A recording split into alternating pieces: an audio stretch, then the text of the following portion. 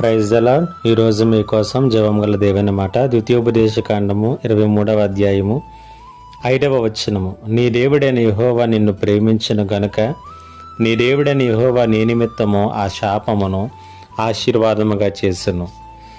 దేవుడు జోక్యం చేసుకున్నప్పుడు ఒక వ్యక్తి యొక్క జీవితంలో కావచ్చు, ఒక సమాజం యొక్క పరిస్థితులు కావచ్చు, ఎలా ఉంటాయి అనటానికి ఈ వచనము ఒక మచ్చుతునక లాంటిది. 23వ అధ్యాయము ద్వితీయోపదేశకాండము 5వ వచనంలో మనం చూస్తూ ఉన్నాము.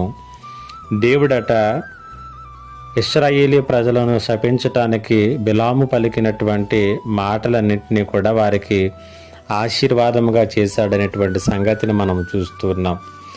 బాలాకు రాజుగా ఉండి ఇశ్రాయేలును శపించటానికి బిలామును తీసుకుని వచ్చాడు.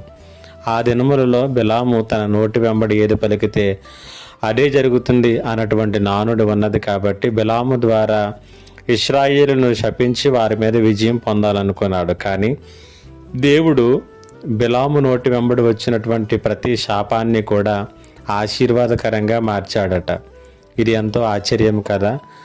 దేవుడు అంత రీతిగా ఇశ్రాయేలు జీవితంలో జోక్యం చేసుకోవడానికి కారణం ఏంటంటే, అక్కడ చెబుతున్నటువంటి మాట, నీ దేవుడైన యెహోవా నిన్ను ప్రేమిస్తూ ఉన్నాడు అనేటువంటి మాట. అనగా దేవుడు ప్రేమించే స్థితిలో ఇశ్రాయేలీలు ఉన్నారు కాబట్టి దేవుడు వారి జీవితంలో జోక్యం చేసుకుని ప్రతి శాపాన్ని కూడా ఆశీర్వాదకరంగా మార్చాడు.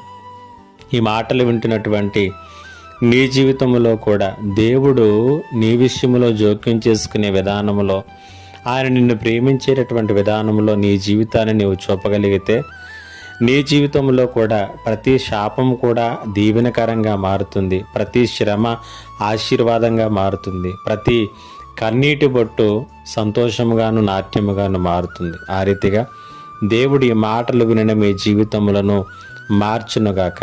ఆమేన్. ప్రార్థన. మా దేవ, నీకు వందనాలు.